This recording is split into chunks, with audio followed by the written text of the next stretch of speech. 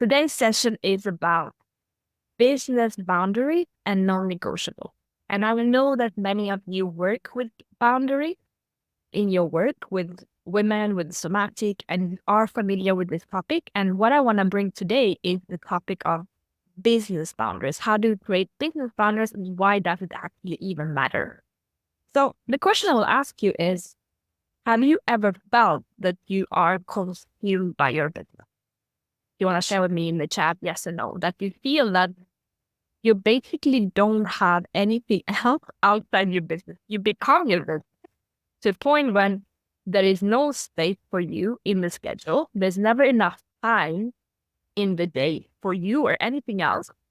And there's never enough time for anything. You're just feeling that you're constantly running, constantly working, constantly thinking about work when you're not working. And it's almost like you're also afraid that if you stop, then everything will break. So you keep going, but also you're afraid to grow. You think, okay, if I have more clients coming now, I'm not going to be able to do anything. But I cannot. If I have more clients coming now, I will break. If I have more work to do, I will just break. Like I cannot take the pressure. And this is what we're going to explore today in this masterclass that you're welcome to around business boundaries and non-negotiable. So the first thing that I want you to think about is what happens if you don't have boundaries. What I often feel that happens is that you have a lot of energy leak. You feel constantly exhausted. And feel free to share in the chat with me if you feel like this is something that you want. If it's just something that is relevant, you can feel like you're constantly exhausted. You're feeling that your energy, like you wake up in the morning, you are tired. And then you go through the day, you're tired. And you're doing this thing, you're constantly tired. Even if you sleep, even if you do something else, you just feel like there's not a way for you to relax. Like you don't get restored. You just feel super tired all the time. And there's a lot of fear of, in the same time, to just misalignment. There's the anger, frustration comes up. I had clients telling me, I feel I don't enjoy my client work anymore. I hate my client. I had people say, I hate my client. I don't want to be on social media. I don't want to speak with this prospect. Like, I don't love my business anymore. I just don't like it. And there's a feeling of, I'm so consumed of it that I just feel completely misaligned with what I'm doing.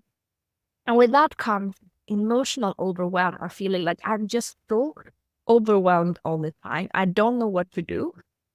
I feel like I'm on the edge of a burnout. And I'm also in a conflict because I don't have patience with people around me. And maybe you have a partner, or if you have friends, or if you're living with someone, or maybe if you have a team, you maybe just feel like I don't have the patience to listen to other people because I am so overwhelmed inside myself. There's no peace to bring outward. And with that comes a lot of nervousness, like nervousness in the system. And that comes insomnia. Maybe some of you are not sleeping really well because you wake up at night and you think about work. And a lot of times also migraine. I had migraine for many years. And when I reworked my boundaries, where things really start to change. And another thing that we don't even think about what happens when we don't have boundaries, actually we are afraid of holding more. Because we don't have the structure of the boundaries, we don't actually have the capacity to even imagine. So if I don't have the capacity to take care of what I have now, how can I double my business? How can I have more people joining? How can I even imagine I don't have more than 24 hours in a day. I'm barely keeping up with what I have. How am I supposed to have more clients, have more business, have more money? I don't know how to do this. And feel free to share with me if you can relate to this. Tatiana is sharing, I have felt tired by this feeling of constantly not being able to figure out the study flow thing. Yeah, even if the mental fatigue, it's not only that what you're doing, it's in your being, you're constantly thinking of the business. You're constantly thinking of what can I do? What do I need to do? So you're never really relaxed. Laurie said, it's me in the last 6 to 8 months. It's about to change, Laurie. We're going to change that off together. Tatiana is saying, I love the coaching and do a lot of energetic work myself. So I feel well, but the weight of not knowing when the next client coming or if this can be sustained has been a real thing. Oh, I totally get that. Relate to that, yes, I feel like it's hard to imagine taking more clients when carrying them, but I don't know how to create the regularity. Yeah, because there's so much chaos and overwhelm, it's almost like I cannot do more. How am I supposed to do this? You might think that this is an early stage thing, like something that happened early on in our business. And in one sense, it does. When you don't have the structure in the business and you're starting your business or you're getting to your first 100,000, like the phase one, how I call it, is up to 100,000 per year. To that point, a lot of people are feeling this overwhelmed because there is a lot of energetic that has to be realigned, but also structure in your business, which is more like the bigger structure. But the thing is, it's not only that, because if you don't create the foundations now, you can go on like this for years. And this is something that's really happened this weekend. Today is Tuesday. On Sunday night, we were invited to a friend's home and they were celebrating having their new home. And there was this woman, Emma, that was invited there who was traveling through in Lisbon. And when she came, she was super charismatic. And we were a small group, maybe 10, 12 people. She came to the States and I was saying, wow, she seems super happy. She's traveling the world. She has beautiful designer clothes. She seems very charismatic, very open. She just traveled to Ibiza. She was coming to Lisbon. I said, okay, this is someone who travels. This is someone who seems very balanced. And as she opened up that she's only 27 and had made 500,000 her online business just last year.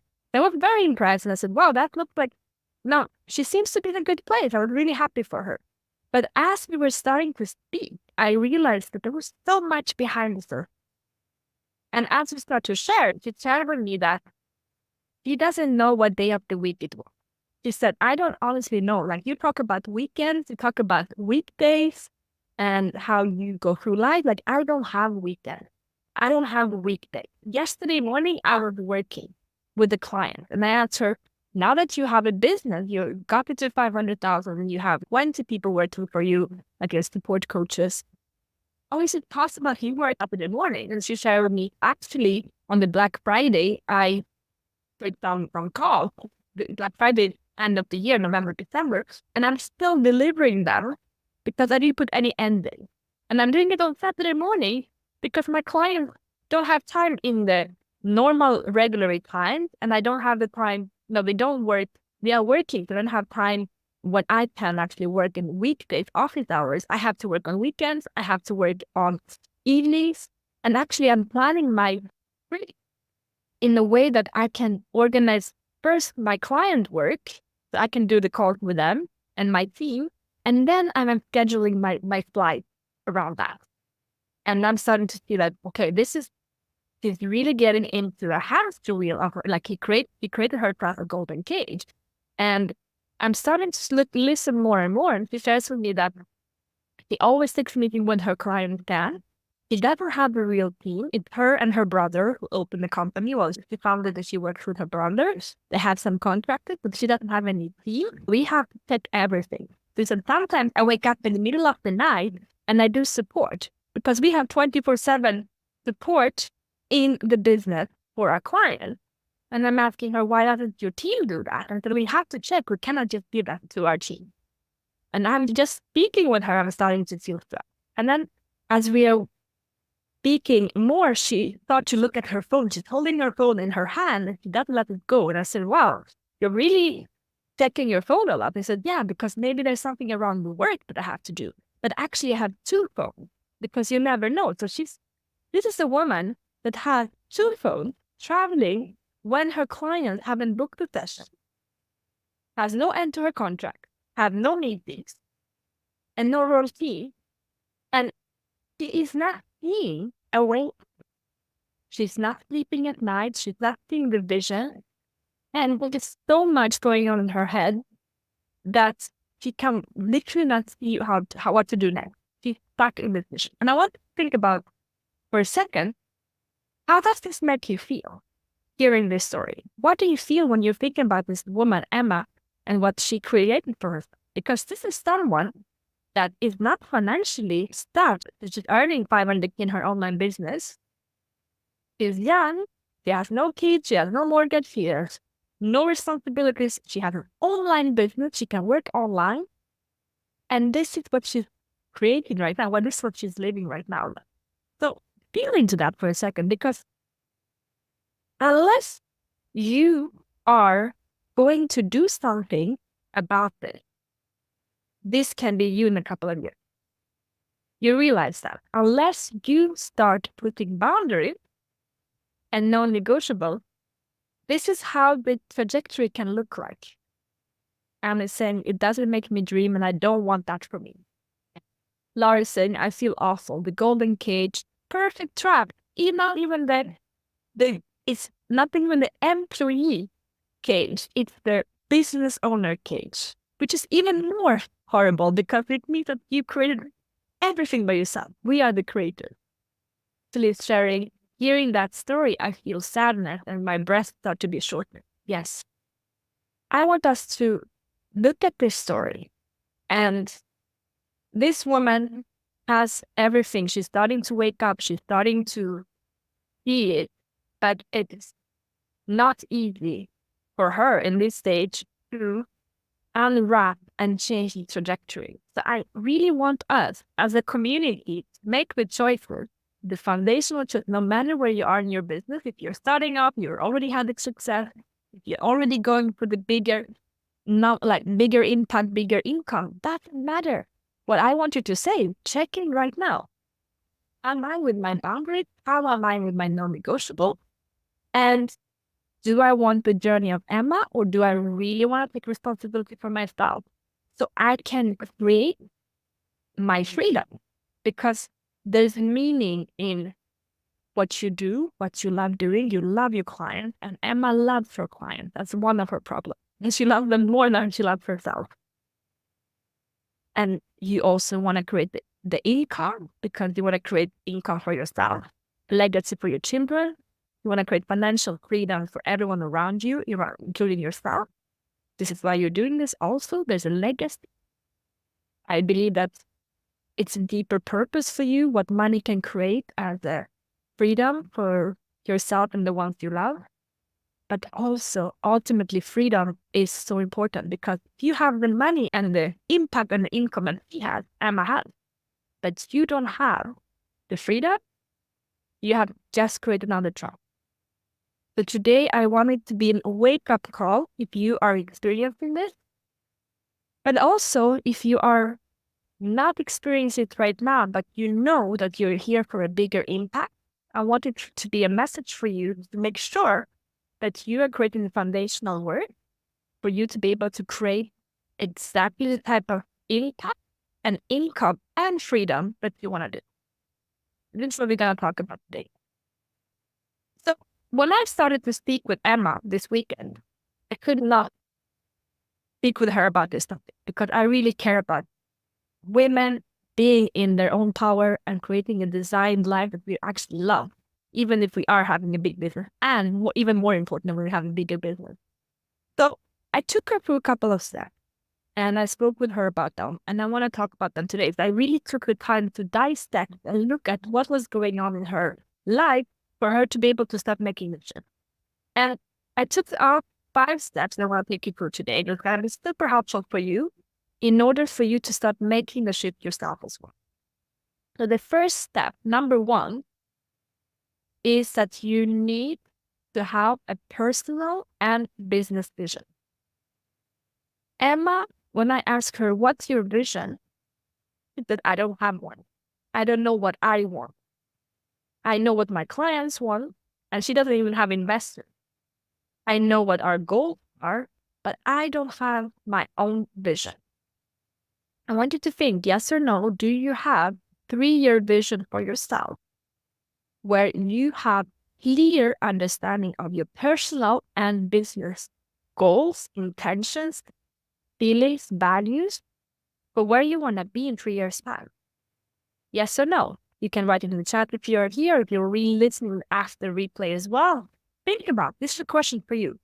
Do you have a 3-year vision for yourself, for your business, for your life?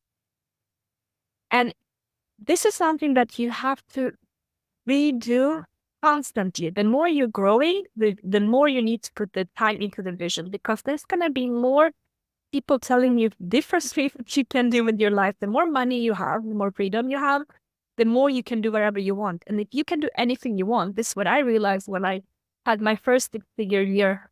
I think it was 2018. I told myself, okay, I'm working 2 days per week. I'm coaching 4 hours per week because I had 2 group programs, and I'm earning more than 6 figures. Now I have no excuse about time or money. Now I need to really decide what I'm going to do in my life, because I have not this excuse of I cannot do it because I'm busy. I cannot do it because I don't have the money or I don't have the time. So when you start having both money and time, you need to ask yourself, how am I going to spend my life? And the 3-year vision is going to be the one anchor, your northern star, that's going to guide you in all your actions and desires. It's so easy when you have a 3-year vision to know the hell yes or hell no, because it's your values. I can just talk about today. Today we moved, you hear it every time, but it actually be a moved place we're going to stay for all summer in Lisbon until September. And one of the things that I have not been able to do the last days, because of a lot of growth and a lot of things going on, is I haven't worked out. And for me, going to the gym, going to work out, go to dance, do some type of movement, it's part of my vision. My vision, I move every day. It can be a walk, it can be yoga, it doesn't really matter, but I move every day. So I know that's one of my priorities for my health and my body. And also at the same time, I prioritize socializing because I want to make sure that I'm not just from the laptop, I'm actually meeting new people now that I'm in a new city. So today, I'm giving you just an example how easy it is for me to do that. There is a meetup for women entrepreneurs here in Lisbon. They're meeting once a month. It's tonight. And there's also a place where I can do a workout at 7 p.m. tonight at the same time. I have those 2 choices. The thing is, for many, it could be, I don't know what to choose. Maybe I will have fun if I don't go to this, or maybe I will feel bad if I don't go to this. For me, it's very simple. My first priority is always my body. Even if I want to meet new people, if I haven't worked out and I have time in my schedule, that's going to be the first thing I'm going to do tonight. So I know that because my values are, I want to make sure that I am actually prioritizing my body over socializing, if that will have to come to that point. The same thing, I want to make sure that I speak with my friends and my family, something I will prioritize over meeting maybe new people. I want to nurture my connection. How can I know that? Because I make the vision. And what I love about doing vision is that it really gives me the values of how do I want to live my life? And based on that, I can create my conditions for my business because they are aligned with how I see myself, what is really important for me, which includes, for instance, not working after a certain hour, not working the weekend, prioritizing health, prioritizing my body. For instance, something that me and Bharat are doing at the moment is that we are not drinking alcohol. That's something that we have made as a choice because it feels like this is the alignment of what we are stepping into in terms of our identity. Not maybe for the rest of my life, but for this time of my life, is what I want. So those are the things we can look at because that really create the personal vision of how do I see myself? How do I want to show up as a business leader? If I'm growing in community, I'm a mentor, which you all are. You're coaching, you're mentoring. You are representing something for others. So the more you are consciously choosing what do you eat, what do you drink, how do you speak with people, how do you show up for others around you, how do you show up for yourself, how do you value your time off, how do you set your boundaries, all of that is your embodiment of being a great mentor. So the more you are embodied, the more you're going to be able to have the match of working with people who really value high standards for how they see themselves. So I see that the vision Jasmine thing, I have it from 3 years ago, but I gotta actualize it, work in progress. I need to better define my vision. Beautiful. Noticing I've got both for 3 years, but maybe they're linked too closely, so they get mixed up too much. Beautiful. The one thing that I can advise you to do if you are in a moment where you are not really connected to the vision deeply ingrained into your body, like you don't really know all the answers of how you want to live your life, not the plan, but the values. What are your values? How do you see yourself? How do you see your business and your connection? What I have set up for myself is that every Saturday is my vision day. Once a week, I know that Monday to Friday, I am invested in my business, in my mission, in our client, in our community. Like I want to. I am committed to making this the most amazing masterful program, world-class program for you and for future of our community. So both me and Barak are deeply invested in the mission, the vision that we have for Mind Art. Now, Saturday is my day. It's not my partner's day, so Barak and I see this myself day. And that day, I connect with my vision. That day, I work on my vision. I do mind mapping in Miro. I have a journal. Actually, I have a whole journal where I write my vision. I reflect about questions. I get more clarity of what really matters to me. I see what can I implement right now. And when I also have in the morning, what I do is I actually do a check-in with myself. Before 10 a.m., I don't open my laptop. I do some vision work in the morning as well. In the week, not every day, where I reconnect with what I've written, what I've shown, what I'm studying at the moment. So Saturday for me is my vision day. I used to have it Friday afternoon when I would check in with my vision and see how aligned am I with what I'm really building for myself. And then with time, it became more a Saturday thing. And for me right now, Saturdays work really well. And I'm actually excited because it's a very creative way for me to explore my vision and connect with my vision and design my week accordingly to how I see myself living in my Saturday. So I'm really curious how what I am sharing right now, how you can implement it for yourself. Maybe you are ready to rework your 3-year vision. Maybe that's what's going to be your action plan for now. Maybe it's about setting up your individual vision day once a week. Maybe it's creating some ritual to remember, but really making sure that you look at how can you create this space for yourself so you can always connect your vision, because the vision is going to guide you more than anything. Okay? And let me share with you how that looks like. I have a client, Sophie, that worked with a really big project. It was a business project with other women. And one day she comes to me and she said, you know what? I am so overwhelmed. I'm so tired. I just want to leave this project. And what I decided was, I stepped and looked at it and say, what's going on? What's really going on in this project that makes you want to leave the project? Because I know how excited you were about it. And as we started to unpack, what we realized was that morning she had gone to an 8 a.m. meeting. When her partner asked her, would you like to have breakfast with me? She said, no, I am working. When he asked her, can we have a date afternoon? He was excited to spend some time with her. She said, no, I'm working. And she started to sacrifice her relationship that she loves, her partner she loves so much. So she was not having breakfast with him. She was not taking time to quality time in the day to be with him because the project was taking over. And more importantly, she was starting to see that she's getting stressed because I didn't quit my job get so stressed for a project. I feel like we are rushing. Everything is urgent. We are constantly urgently just stressing this. And maybe if you have experience working on project, you have experience when you come in and you have this vision, but then you just go super straight to stress. And she felt but she didn't have any time for herself. She said, I have not washed my hair, which she showed up for the call. And she loves to have lashes, she loves to take care of herself. But she said, I haven't washed my hair. I haven't taken a shower. I didn't have breakfast with my partner yesterday. I'm a wreck. And I told her, you're working on the project to empower other women. And how are you having the standards for yourself right now? What's going on with you? If someone would look at you as their mentor, would that be an inspiring picture for them?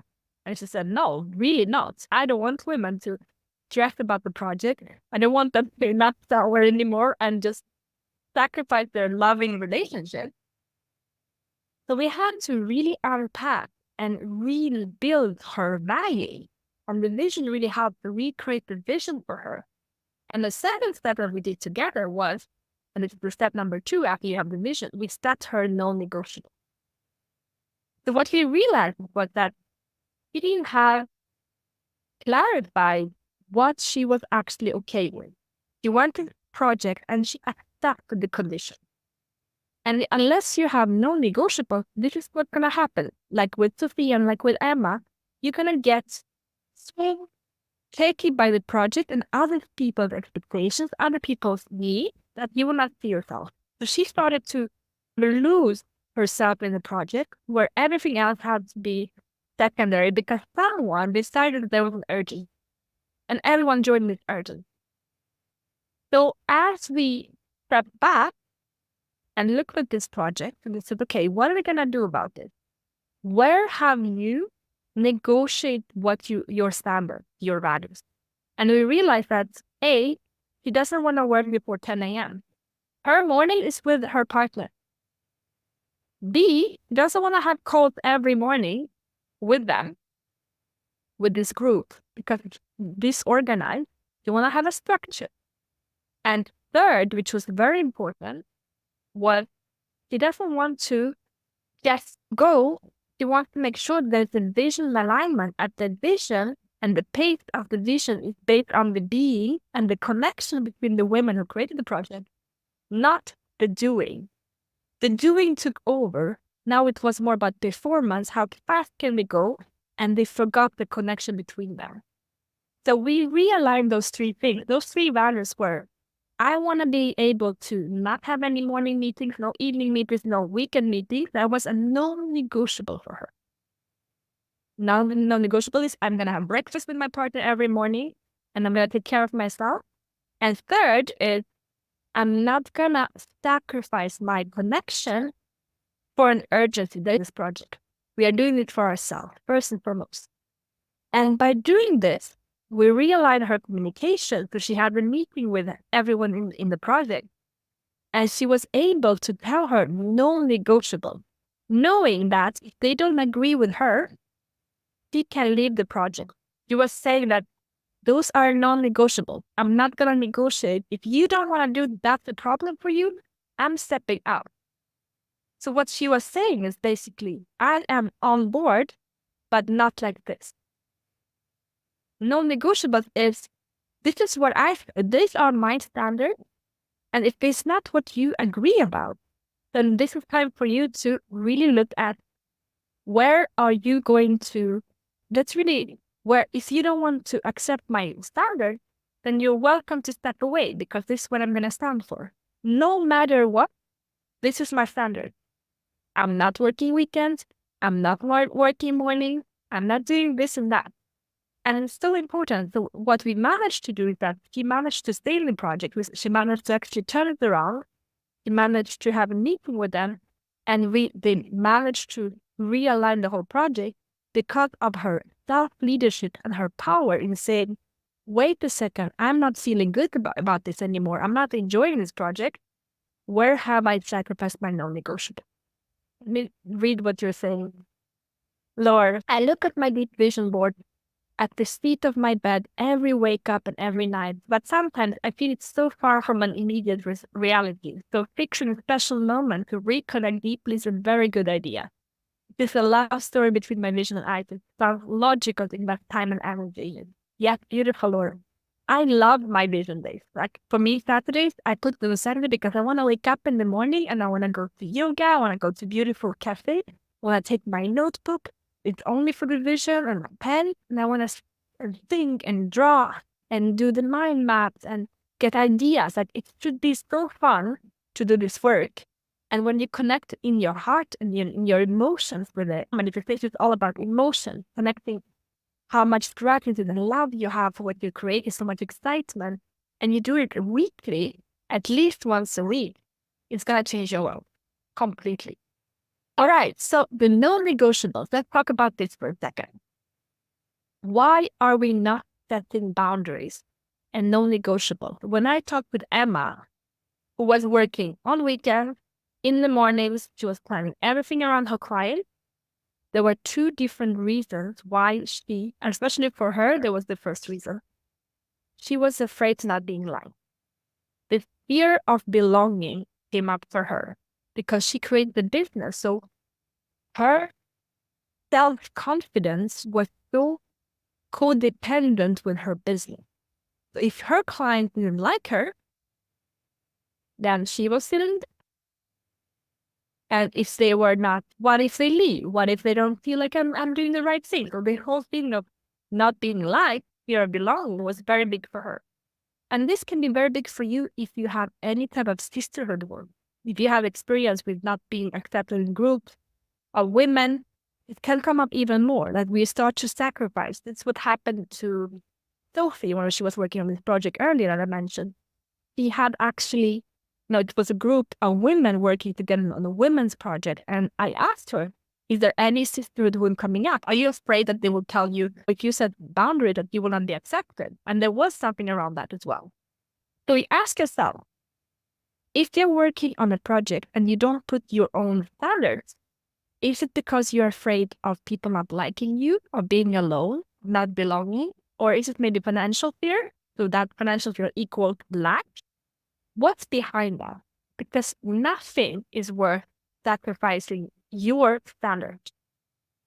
Your standard is how people are going to treat you. And the better you treat yourself, the more you will align yourself with people who treat themselves well.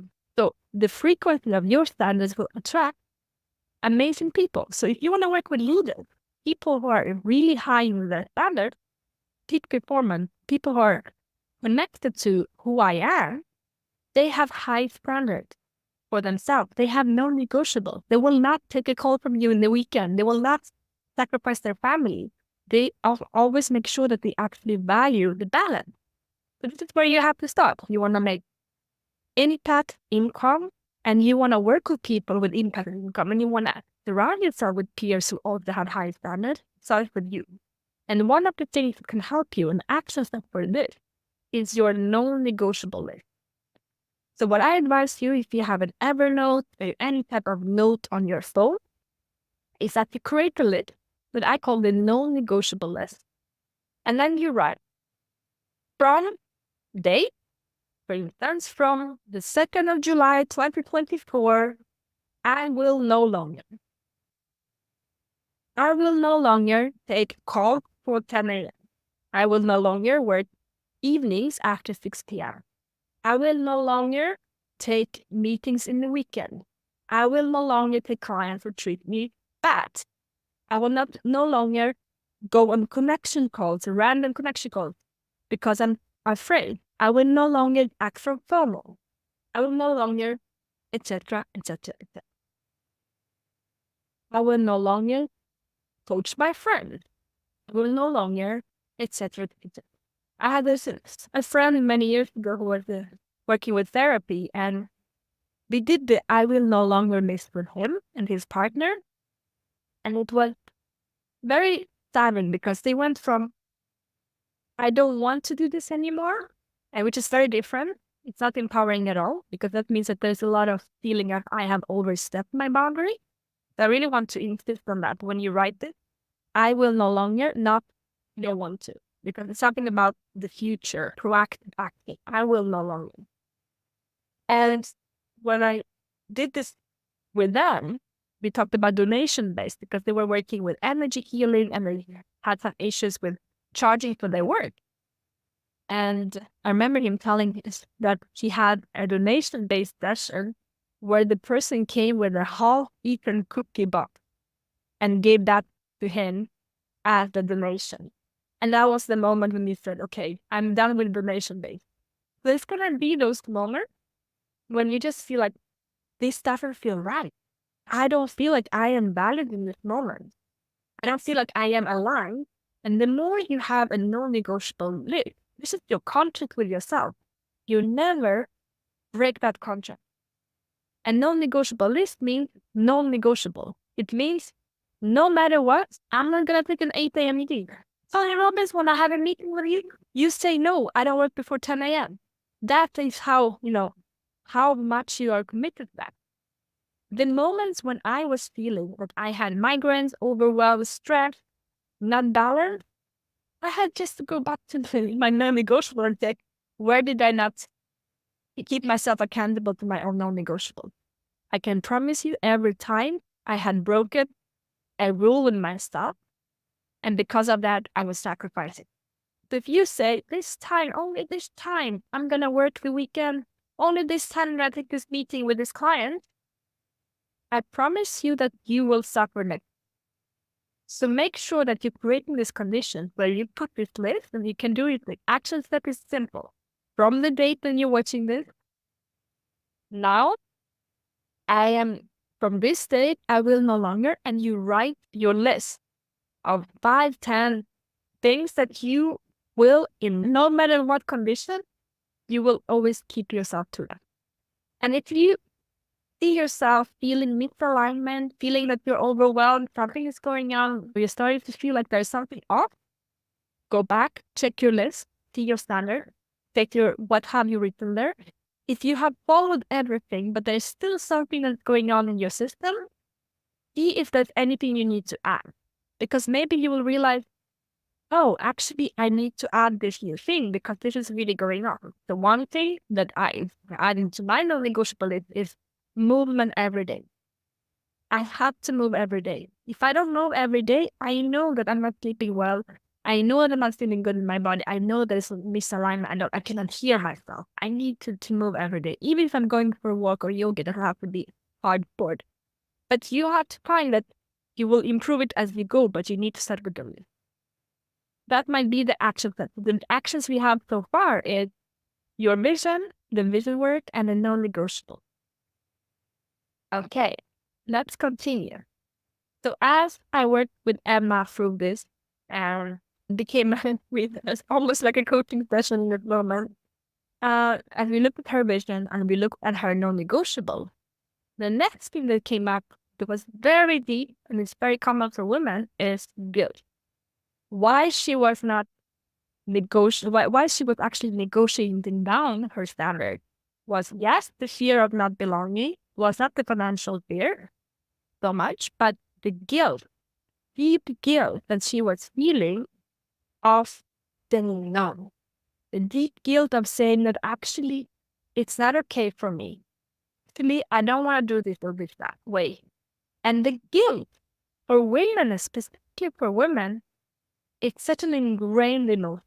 They have done studies about men and women tend to have more emotional granularity. We feel more in general, and guilt is one of those emotions that women seem to have more of in general. And the problem with guilt is that it can really shape your whole world. So you end up doing things that you don't want to do in your business because you're feeling guilty. And as long as you have this guilt coming up, where there's a filter of guilt everywhere, in everything you do, you feel guilty because you are earning money, because you are earning more than your parents, or maybe you're earning more than your husband. You feel guilty that you're earning more money. You feel guilty that you're not working as hard as your sister who's an employee or your partner who's working for a company. So you're not working hard and you're not, you're making lots of money and you're not working hard and not sacrificing yourself. So then you're feeling guilty. You're saying no to clients and they're feeling things around that. You feel guilty. You feel guilty that you take the day off. You feel guilty because you're not working. The Emma, when I spoke with her, she said, I feel guilty when I am, like, she said, I used to draw. I used to paint things. I loved doing that before. And now, if I do something like that, then I'm thinking, I'm not productive. I'm not doing something. So she felt guilty for pleasure, for joy, for enjoyment. And I want to look this for you as you're building out this for yourself. Where are you still feeling guilty in your business? Are you feeling guilty of not working? Are you feeling guilty of not doing enough? Not doing enough for your client? Not doing enough for your team? Not doing enough in what you're studying, what you're learning? Where are you feeling guilty right now?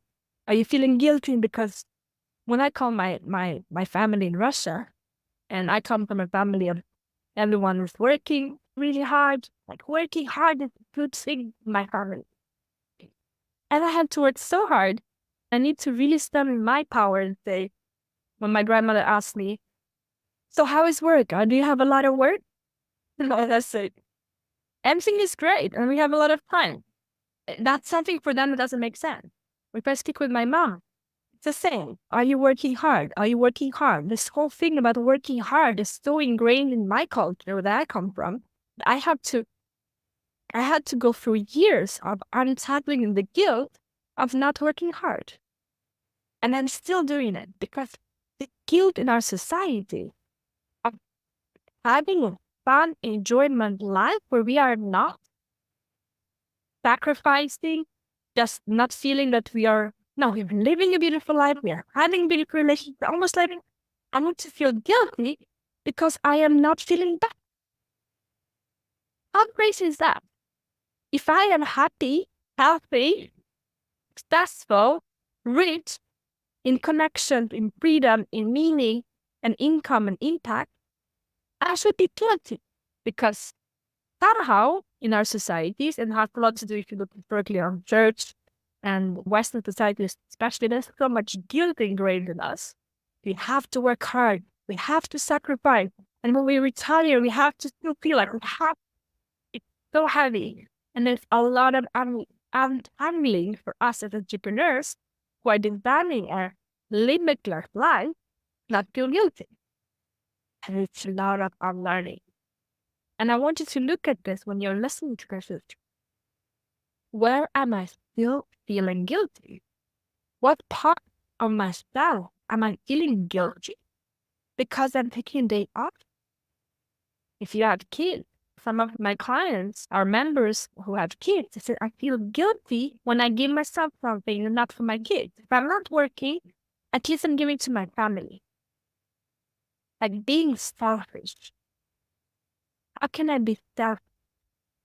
Okay, and I have to give to someone because otherwise it doesn't have any meaning. If I'm not giving to you, I need to give to my clients. And if I'm not giving to my clients, I need to give to my husband or to my kid or to my partner, to my friend. I need to give to someone so I don't feel guilty because I need to keep giving on myself. Because what happens if I don't do any of that? What happens if I have a babysitter and I have a support at home and I'm actually just enjoying life when I'm not working? And then even when I'm working, I'm enjoying my life. Why did it happen when I'm just constantly having pleasure, enjoying my life? Oh, no, that we cannot do. So the guilt comes out. Natalie, Sharon, I still feel guilty when I take time to improve my business when my partner is working hard to take care of the place where we live. Even if I know he has chosen not to build his own business, I feel like I drop him down sometimes in our project. Yeah, it's the choices. And thank you so much for sharing, Natalie. The choices we made of living in different paradigms and saying that this is what I stand for and what I believe in, and this is what my choice I've made. And letting the other person make their choice and not feeling guilty when we have a choice we made. If your partner is working for you, if I am thinking even when you're sick, the only time we can allow ourselves to rest is, oh, I'm having migraine, I'm feeling sick, I'm feeling that. Now, finally, I can relax. Do we need to get to the point where we are actually getting sick for our stuff and just enjoy being like the pleasure of just not doing anything for one day? So look at that. And then the next step which comes is the people's expectation. When we are going through our own guilt of societal, educational guilt that is put on us, then comes other people's expectation. What if they have expectations now are going to show up? What about my client? What about my partner? What about this and that? It becomes so heavy because we are living other people's lives. And sometimes it's not even what they want from us. We are making this idea in our mind that this is what people want from us. Our partner, our parents, our friends, our clients. We are making stories in our mind of what if I'm not good enough? What if they will not love me? What if I will not belong anymore? What if they leave me? What if they will just not accept what's going on? What if I am just myself? And the pressure we put ourselves makes us not choose our own boundaries and non-negotiable.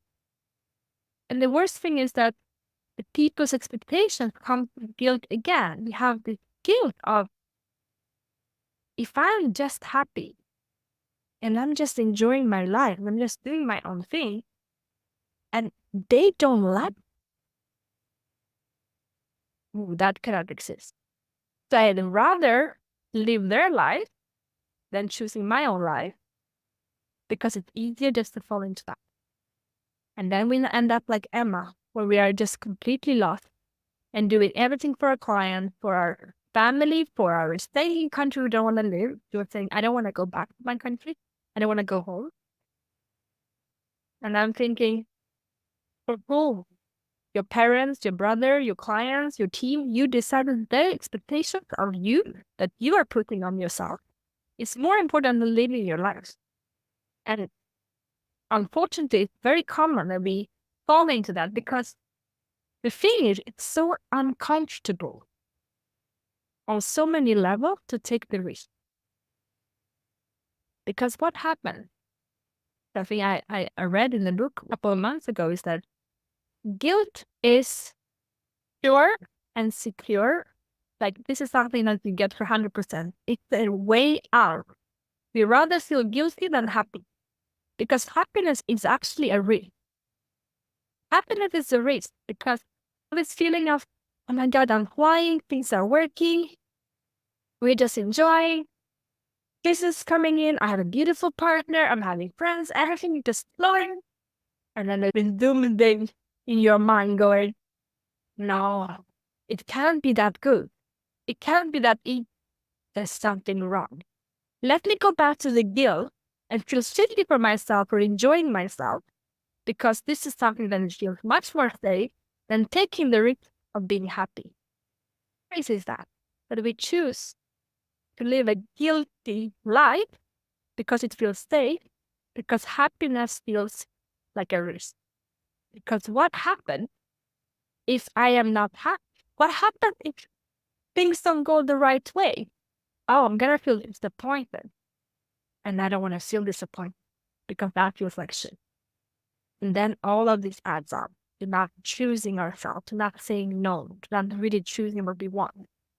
And as those emotions of guilt come up, other people's expectations and fear that they're not gonna love us anymore, they're gonna leave us, we don't keep doing that. And this fear of being happy, all of this is adding up. Fear of disappointment, the guilt, the expectations, the fear of being alone.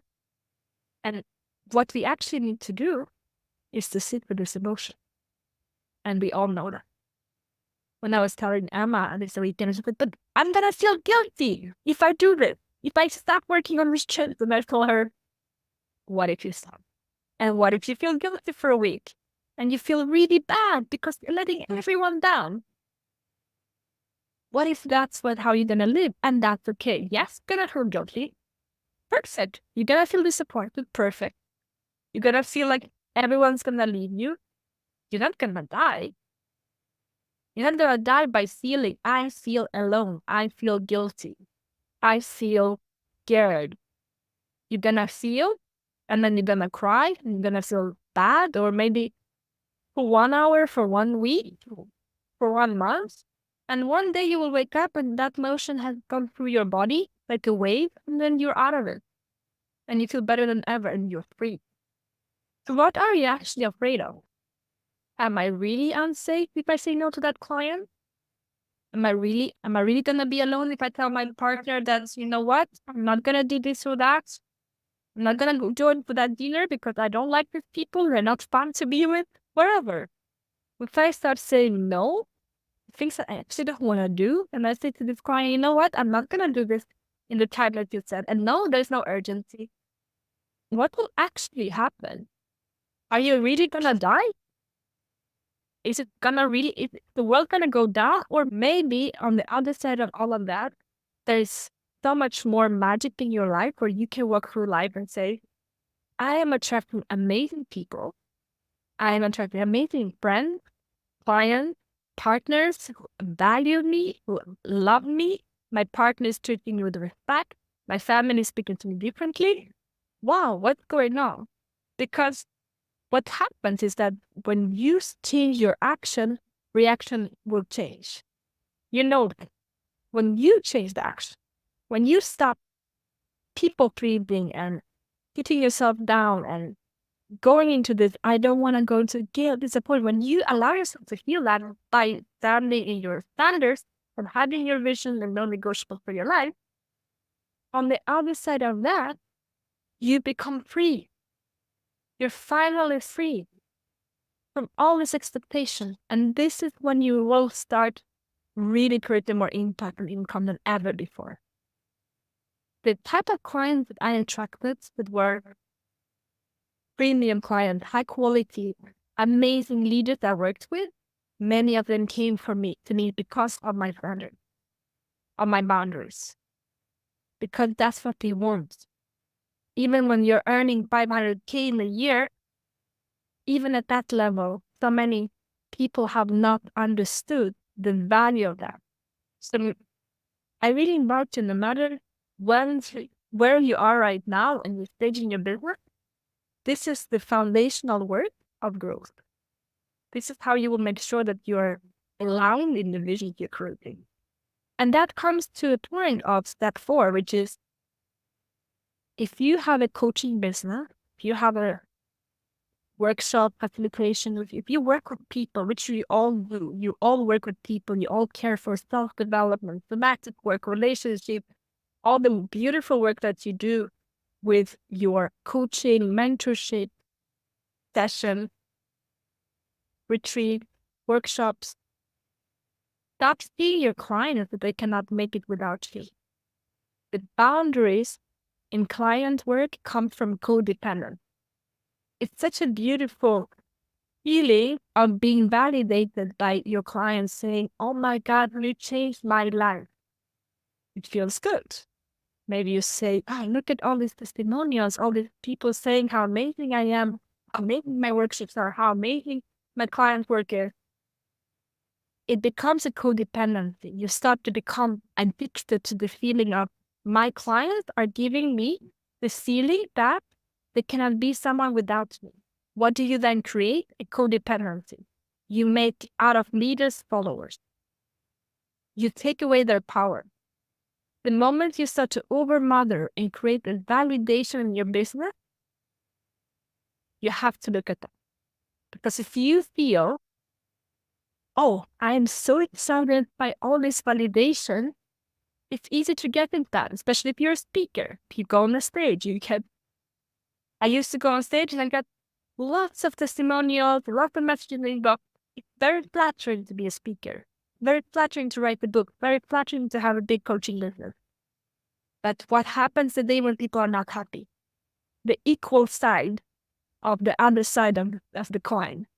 They are really happy, you're feeling validated. They are not happy, you feel like shit. You feel like the world is going down, and your codependency of their validation is, you don't love me anymore, let me overgive to you. Let me overmother, let me sacrifice myself, you will love me again. Because in the end, your clients, they are successful because of themselves.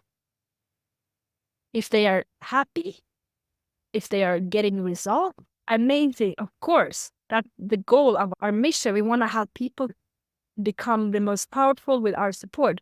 But you did never create that. The moment we take the result as our own, then there's something really wrong with our business. Your client led themselves to the point of committing and investing themselves, going through the program, implementing, showing up, doing the work. They are the one who created their success, not you. So they can be without you or with you. It is easier, maybe it goes faster, it's more enjoyable, but you did not create the result. The same way, if you take responsibility for the result, you will take responsibility for the failure. Because it's not also your fault if they don't succeed. It's something that you have to learn with time, that as you grow, you can do your best. You can show up and you can do your best. I'm going to do everything for my clients to succeed and create the best world-class coaching business I can without sacrificing myself, without working the weekends, without negotiating myself in my condition, without overgiving because I feel scared that maybe they're not going to love me. Because in the end, there's always going to be someone who say, you know what, I don't like that, or I don't want that. And if you are attaching yourself to their validation, you will also attach yourself to their moment when they are not happy with what you're doing. And none of that belongs to you. So the moment you stop seeing your clients that they are this poor sheep that cannot make it without you, and you have to overmother them because you need that validation, that's the moment when it's going to become really difficult for you to make non-negotiables and boundaries in your business. So we have to purify and clean up that mess. We have to start really purifying our relationship with our clients, seeing them as co-leader, co-elevation, but they can do it without you. They can always do it without you.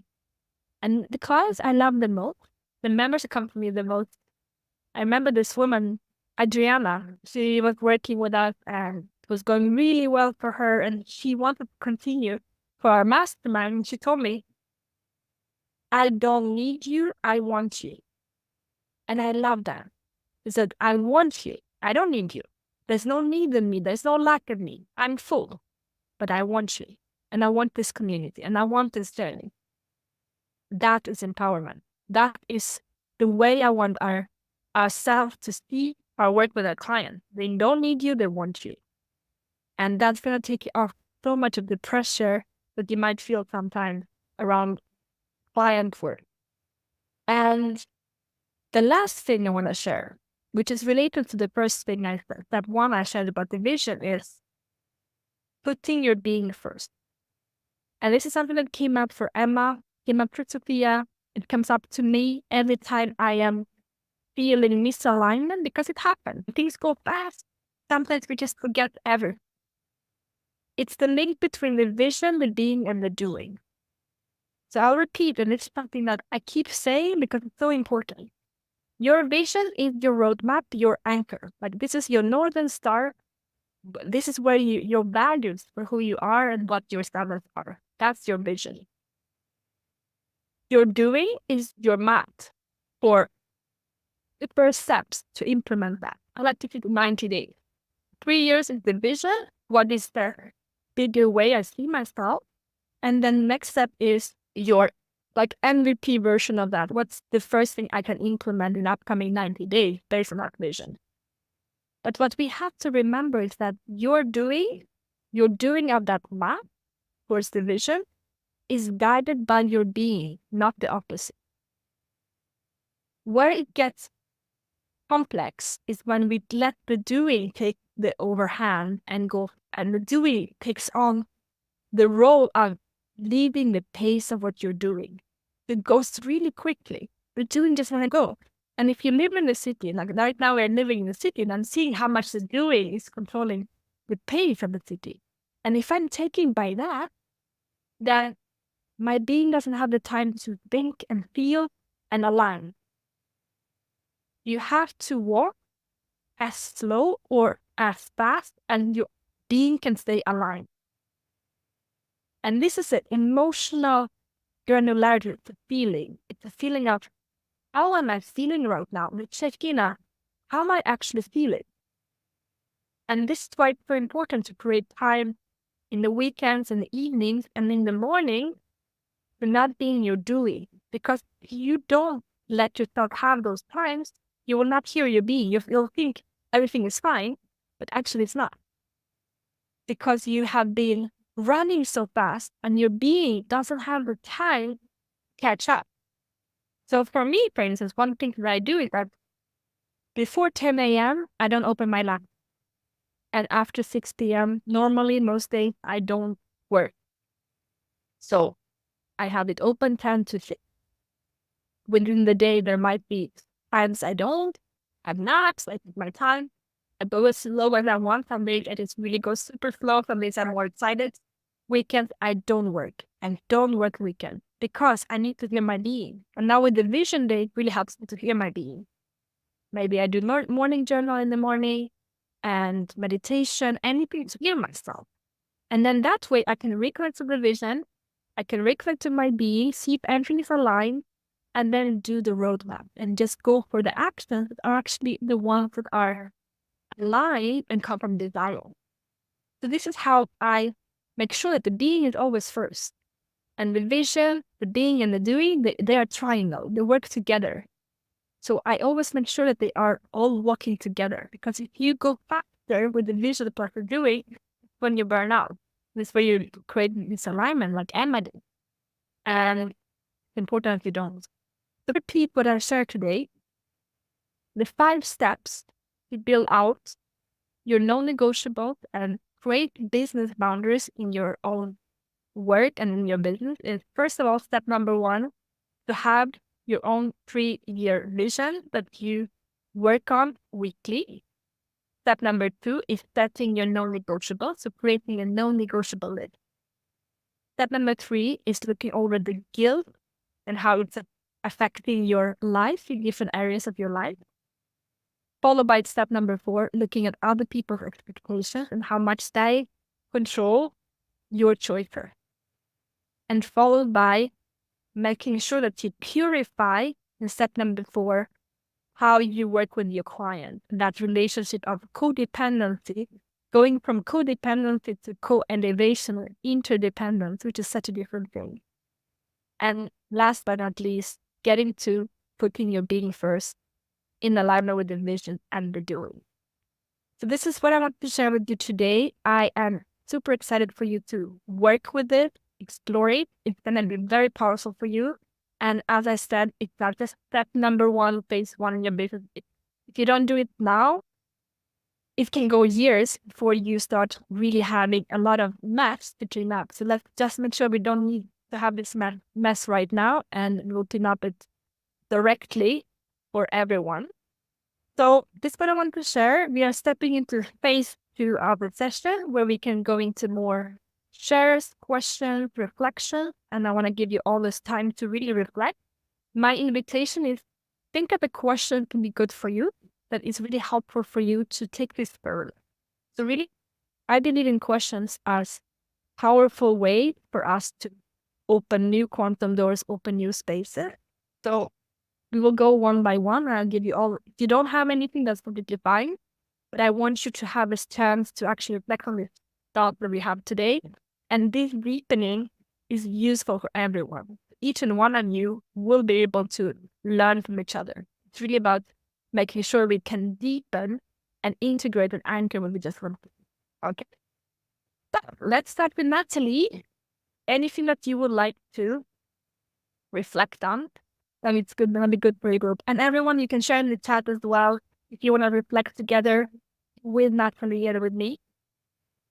Yeah, thank you, Daria, for that session. I feel at the moment I have to reorganize my daily schedule because I thought that I've been too much in the doings for the last few days. And I know that I need spaces where I do nothing. But it's about the vision, the 3 years vision. I still don't see really when I will do it because I don't want to overdo. Easy. So maybe it's not a big deal not to plan really a day in my week at the moment. I don't know. I just have to think about it to let me feel, to let me, my being just whisper into my ears. Okay. Yeah. Great. I will reformulate that as a question. How do we not overdo the vision work? Yeah. And there's no way that you can overdo it unless, how do you say it? And unless you think that the vision is a plan. The vision is not the plan. It's not the 3-year plan. So in the way we look at it in levels, start with dream. Like I have a dream. We take that down to a 3-year vision. From there, we take it down to the implementation roadmap, which I like to do at 90 days. And then we can look at weekly intention. And then we can look at the daily. We do 3 middle movers. What are going to be the 3 actions? So when you let them be together in that way, you can never overdo the vision because you don't see it as a plan. It's just a value question. It's just aligning. How do I want to live my life? What are the standards for how I show up for myself, for my partner, for my children, for my client, for how do I want to live? How do I want to spend my day? What people are in my support team, in my business, in my life? But it's more a question of designing the best perfect conditions for you individually. So there is no way that you can overdo it. The only thing that you can do, Crystal is saying, I still need to, if you check if you have understood everything. Okay, sounds good, Crystal. Lots of love. See you later. So if you focus on checking in, what I am doing when I do the vision work is I'm checking in with myself. Did I do what I really value this week? Actually, for instance, this week, I haven't been working out so much since I came to the city. And I feel that my body wants to move. So on Saturday, when I will look at the schedule, I will plan in more sport into my schedule. Maybe I will book myself for the dance club. Maybe I will realign those things. Or maybe I will look at, why did I not feel good? Why did I did not enjoy that dinner? I went to this dinner with friends and I really didn't enjoy it. The conversations are not interesting to me. Or I didn't have any time for myself this week. Let me put that into the schedule. So you're starting to design proactively what you value instead of just being taken by the schedule. And that way it's just a check-in. The vision day, how I check in with, am I living what I actually value in my life? Or is there parts of my life where I am not in control? Or at least I don't feel like I'm in control. Maybe you have moments when you say, wow, I got so angry at my partner last week and I wasn't nice to him. Let me see what's going on. Actually, I don't feel like I have space for myself. I don't feel like we don't really communicate. What can I do about this? Okay, let me create the conditions for that. So you're proactively recreating. Maybe we need to do people therapy. Maybe I need to do some organic relating course. Maybe there's something else that I want to do.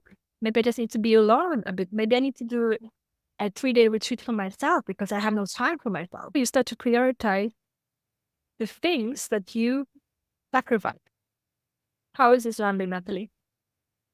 Yeah, I've never chose a day to do that. Anyway, I do it because I feel when I came over my boundaries. So I Yeah. feel it. But maybe sometimes it's too late and then I have a migraine like last week. So Yeah. maybe I could try to fix a day. And if I've done it before, that's okay. But I know Yeah. that on Saturday, on Sunday, or whatever, Yeah. anyway, I will do it. I Yeah. don't know. I will, maybe I can Beautiful. try. Yeah. Beautiful, Natalie. And what I would suggest is for the ones who have schedule, do you have a schedule for your work?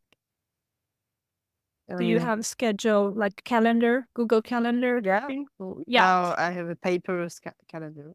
Okay. So I like to color coordinate my fun time. I have it in yellow.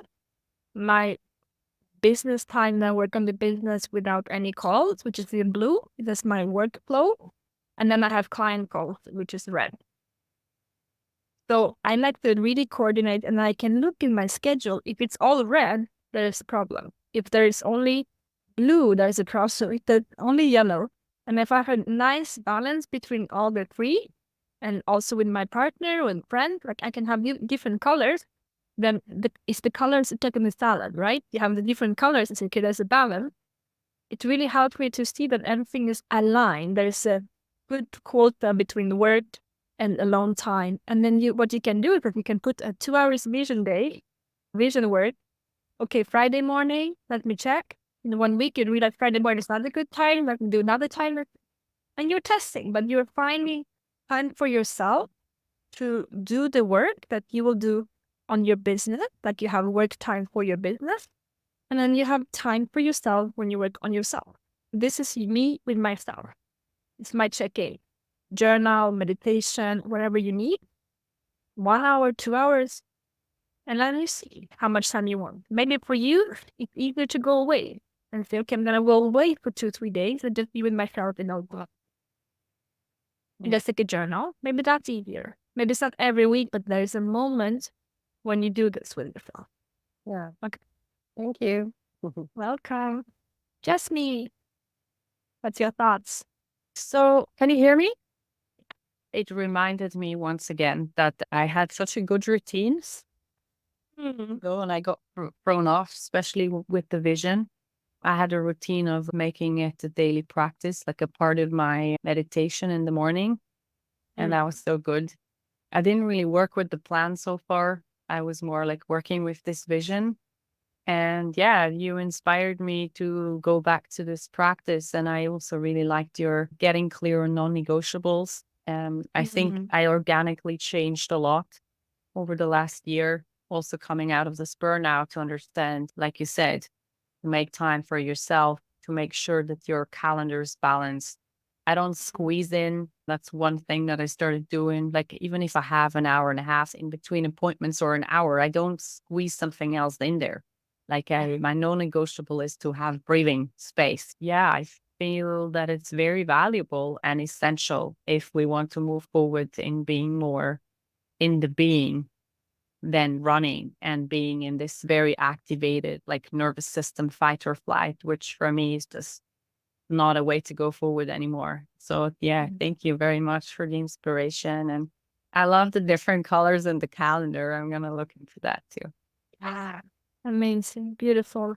Yeah, I would love to see for all of you next action you can share in the Slack. What will be the next action for you? It can be internal, external, but really doing one thing with it and say, okay, something that I want to take from today and actually implement. And I'd love to hear you. Yeah, thank you. You're really right. You're difficult to say it in English. You have understand. Myself is something that I do because I took it from the financial rules. Pay you first. So I did the same in my life, and all of my first time is for me Beautiful. for a long time. And even if when I was working as salary, it was non-negotiable because I understood that my energy is one of the more, I forgot my English word, is the resource the most valuable. So I give it first for me before giving it to others. So for sure, it's easier when you do not have young children, but that's my case. I am doing that. What breaks through to me today and what I kept in mind is really to set up these boundaries. And it's in accordance with my values because one of my value is excellence and put excellence everywhere in my life is what I have to do. And stop to downsize myself and my values because it's not good for me and it's not good for anybody. So thank you for this reminder. Amazing, beautiful. I love it. Super cool. So feel free to put action steps as well in the chat. We are getting more implementation of this session. I want us to be knowing to what we do with all this, even energetic. How do we actually integrate? Feel free to put, and I'll continue and see there. For me, it was really interesting to observe myself through the stories you told us. For me, I really feel like, okay, I have some boundaries, but when I'm getting like desperate and I want new clients, I'm really lacking. Then I'm like, okay, maybe it's okay to have a call at 8. Maybe it's okay to have it at 9. And this is really, yeah, it's difficult for me, like really stick with it. And also what is really like important for me to figure out, like on what day do I want to do my coaching? Because when I'm in Germany, it doesn't matter because of the time zone. Because now with my German clients, I can do it like every day. But it's hard for me when I'm in Asia or somewhere else. For me, it's, I have to do it on Sunday because it's the easiest one and everyone can come in the morning and it doesn't matter where I am. I can do my coaching. And another part of me doesn't want to work on Sundays. I just want to have my weekend free. So I need to sit down and feel into it. Like, when do I want to do it? Because last year I did it like Tuesday, 7 p.m. German time. And then I decided to go to Koh Phangan to Thailand and I was working in the middle of the night at 2 a.m. Like, okay. Wow. Oh my God. Yeah, totally. Yeah, Julia, it's great. It's you are thinking now that actually I'm not sure. It sounds like you actually don't want to work on Sunday. So it's about understanding what has changed. There's a new boundary. You will realize that I don't want to do this anymore. Okay. And you can change your mind. What's also interesting is that even if you sell a coaching program and you realize midterm that you're going to change the condition, you can say, listen, this is what you signed up for. And if I'm going to change the conditions now because I cannot do it at 2 a.m. in the morning. And if you are not happy with that, I'm happy to refund you.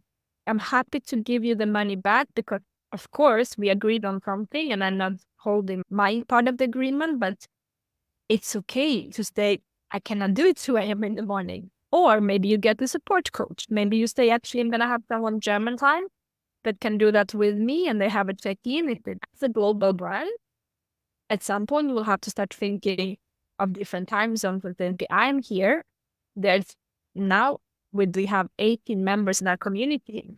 I know that at some point we will not be able to have everyone on every call. People have kids, people are sleeping, waking up. There's so much going on.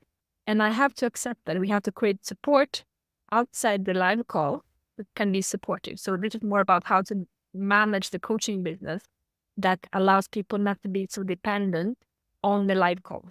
That is my invitation for you to think about is how can I take away if the live call did not exist, they were just extra, what will I be able to give?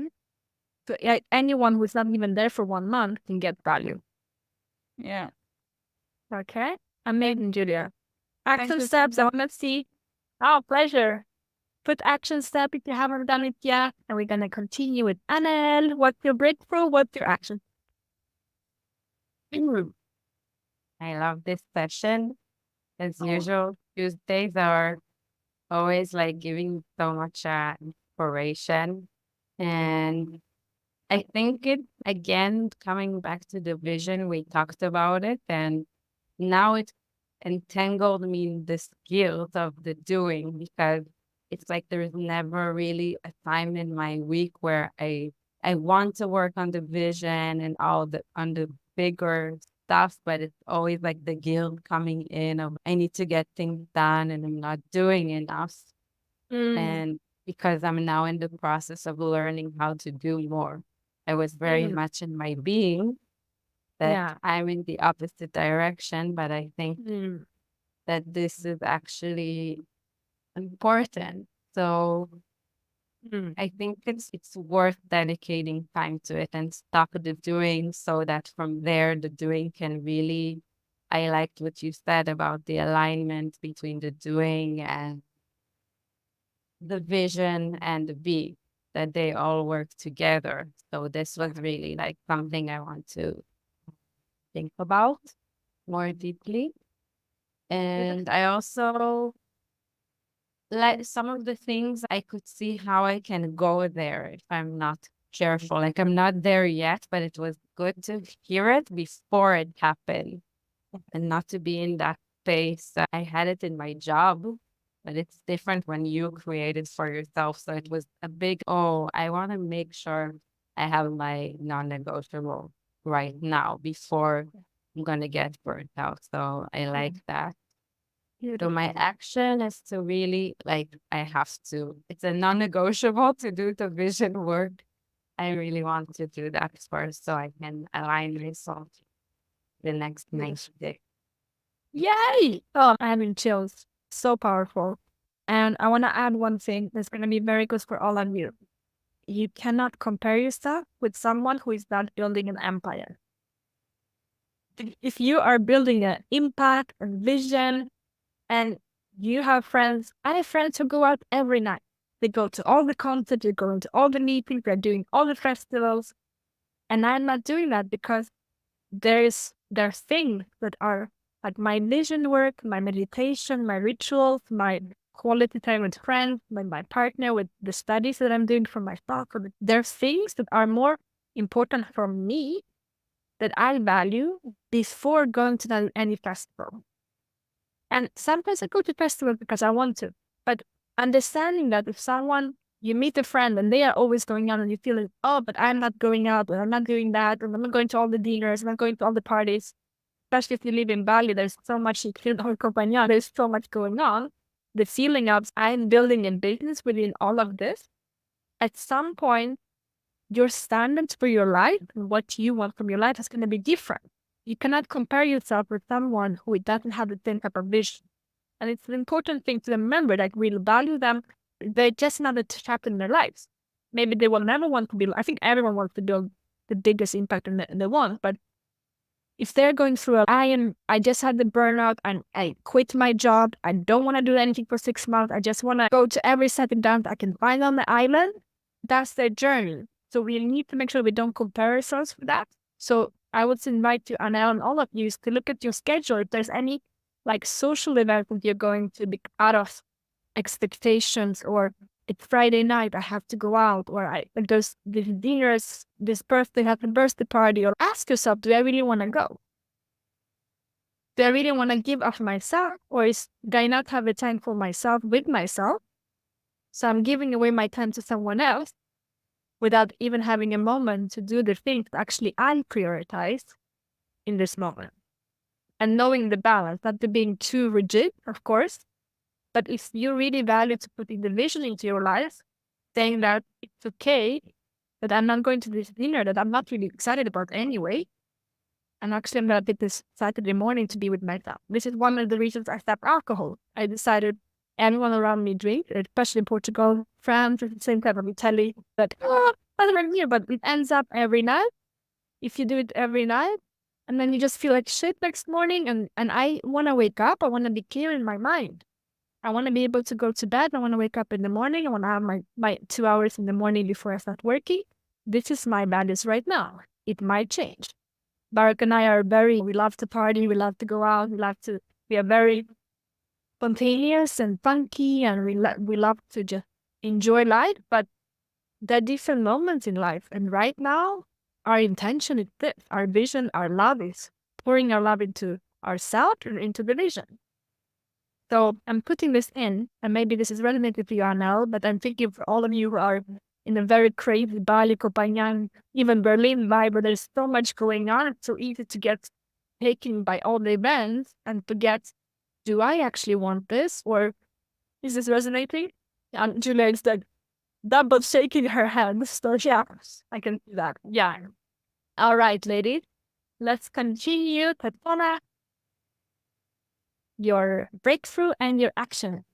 Yeah, so this is interesting. I don't know if I'm going to pronounce it right, but Anel, is that it? Anael. Like Anel, yeah, I was like on that.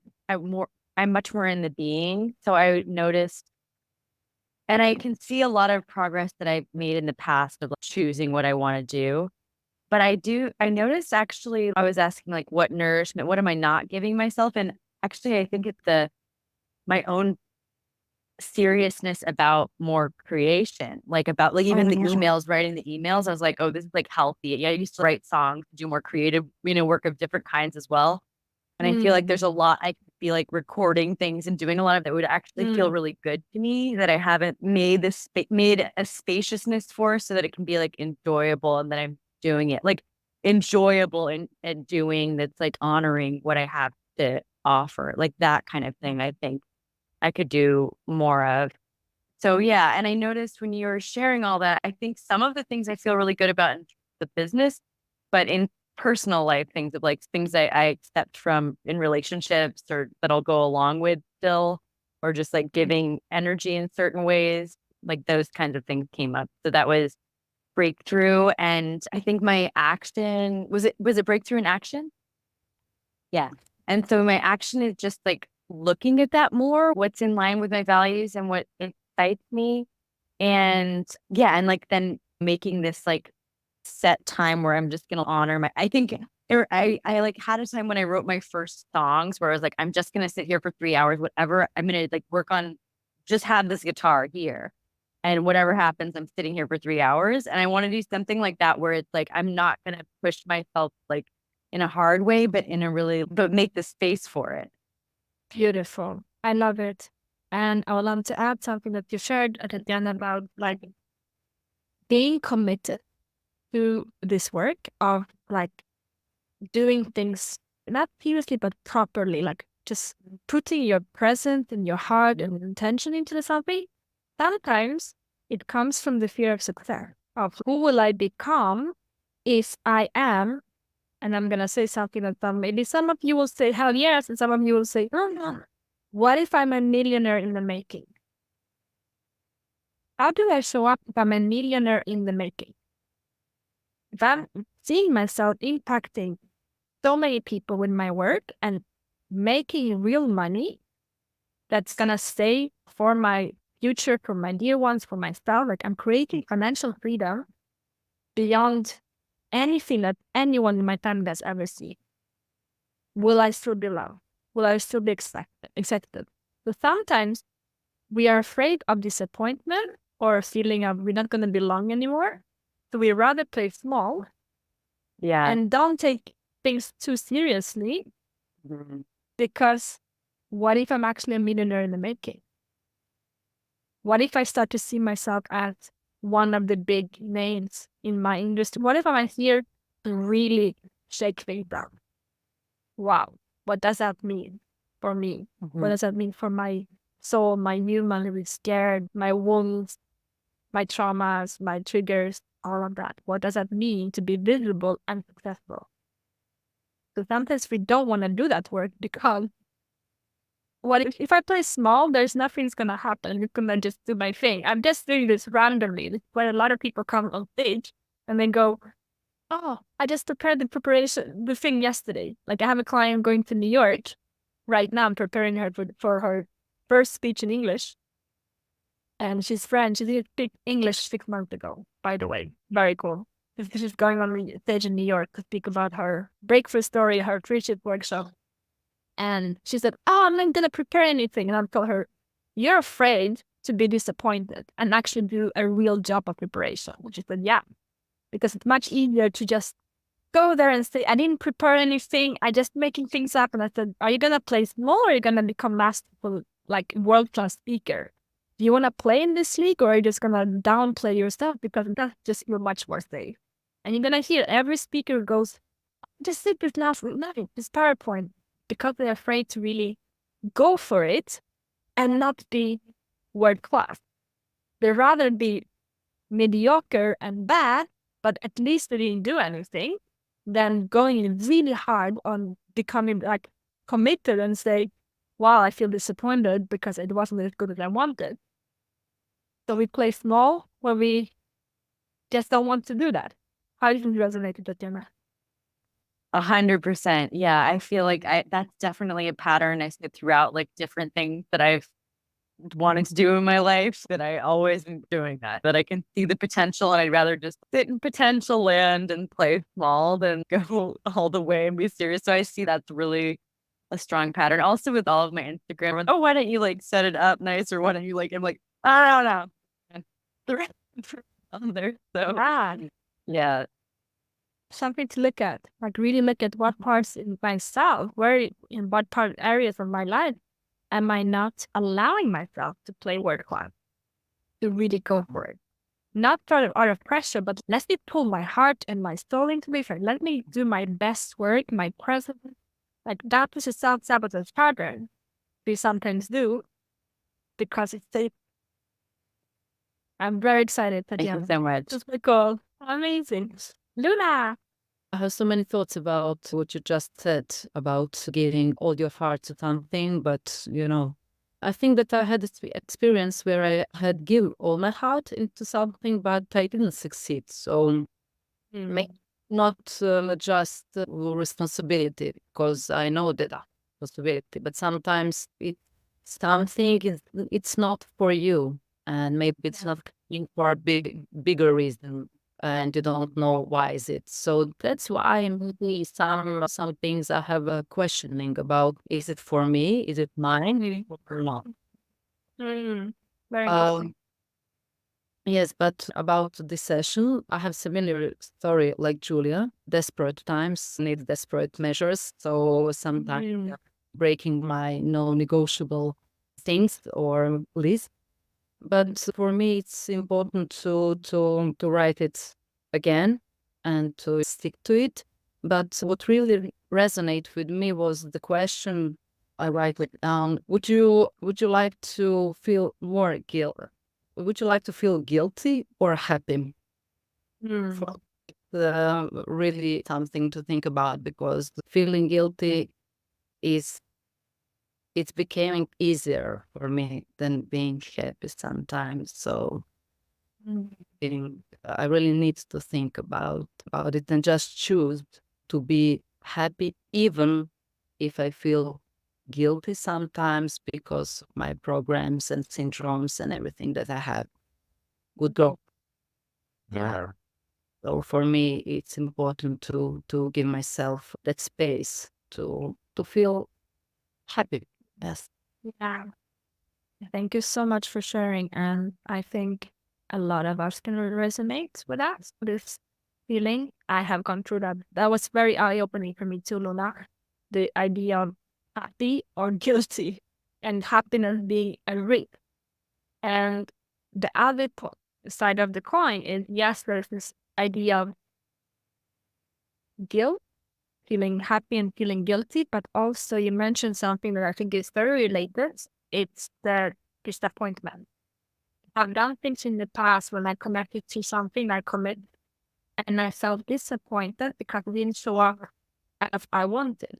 And disappointments for us as creators is one of those feelings that is stopping our manifestation, stopping our vision, because disappointment it's a sort of lack.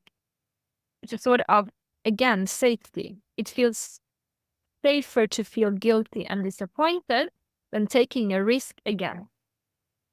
Because we go for the vision again, and then we think we are starting to look at the filter. Is this really working? Because I don't want to be disappointed again. And then, of course, we are looking for disappointments. We are attracting disappointment. And then I say, I was right. I said that. I told you I'm going to be disappointed. Look at it now. I am disappointed. So we are creating disappointment because we are searching for the disappointment.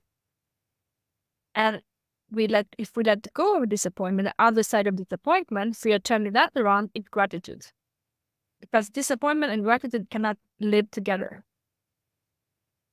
So if you are visioning and you're creating a vision and things are not going your way, you can choose two things. Either you choose, I'm going to go for disappointment in this moment, and that's a downward spiral, or I'm going to go for gratitude. And then you can start practice. And there are moments you cannot feel it, but you're going to start practicing stacking gratitude. So stacking means, what are the things I'm grateful for? What am I grateful for? What I'm grateful. And you will start realizing that, okay, this is not real again here, but those things I'm already seeing. And you can have gratitude for the moment in your life when you manifested things that were, wow, this is a dream coming true. I have gratitude and I'm blessed for what I had. But what I have now, I dreamed about maybe 5 years ago or 10 years ago. Probably all of you are living a life that you dreamed about a couple of years ago. And we forget it. So it's so easy to forget.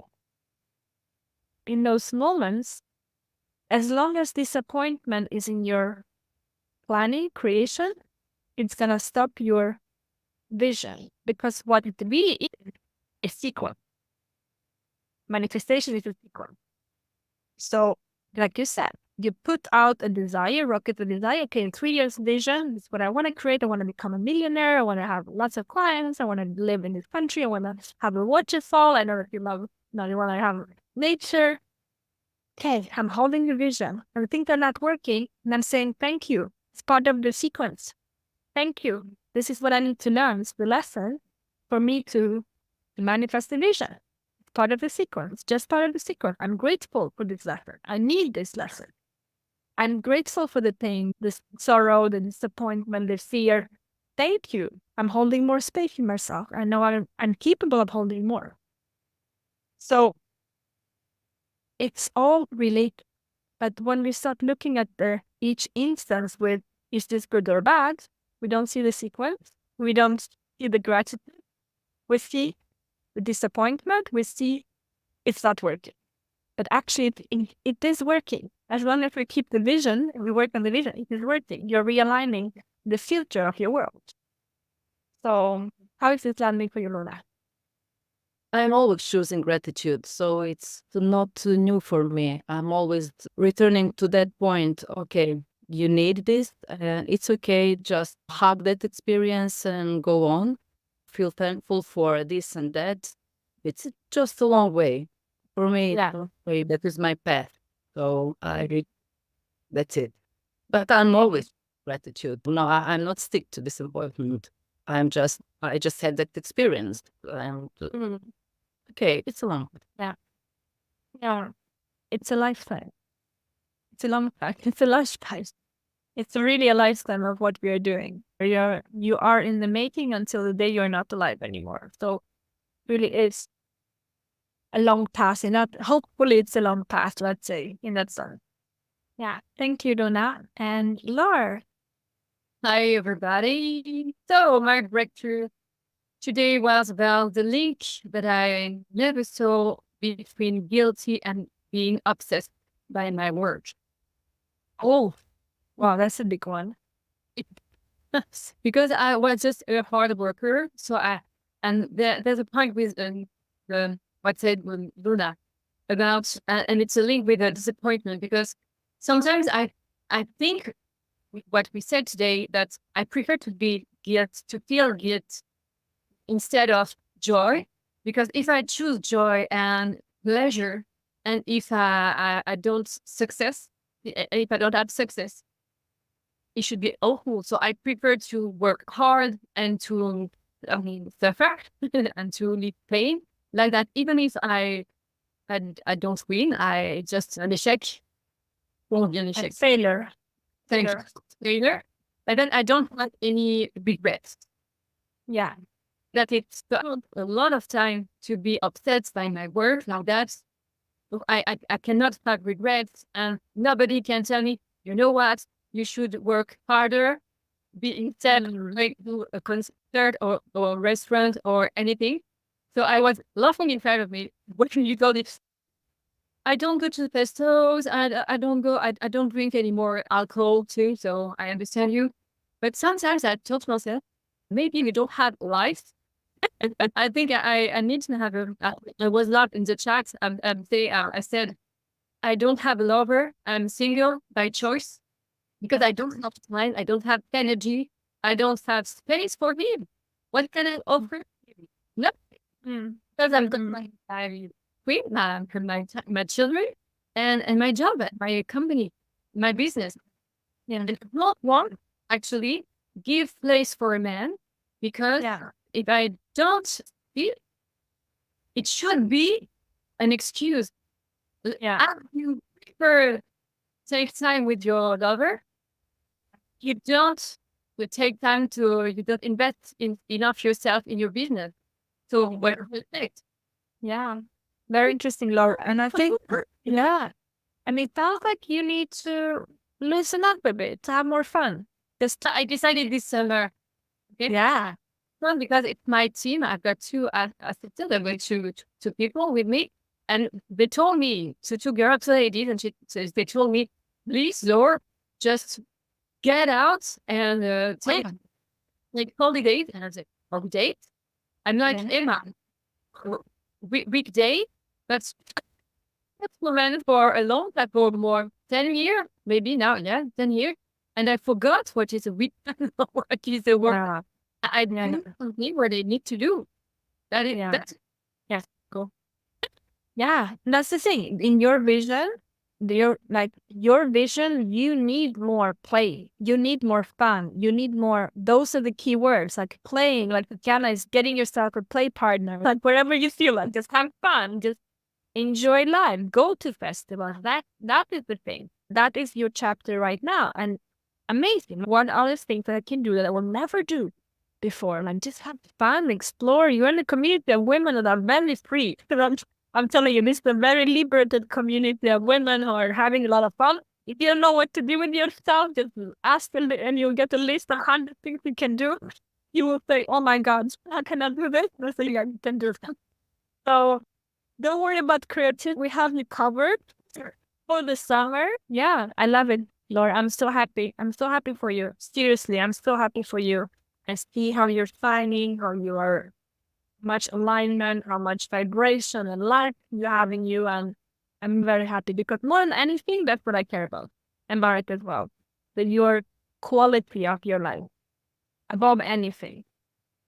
I'm so happy to share this with you because when I came 1 month ago, I was tired, I was overwhelmed and everything. And you know what? I told you to Barak and you, I told you I just finished coaching and I don't have the result that I was expecting. So I'm disappointed and I'm tired and blah, blah, blah. I just released.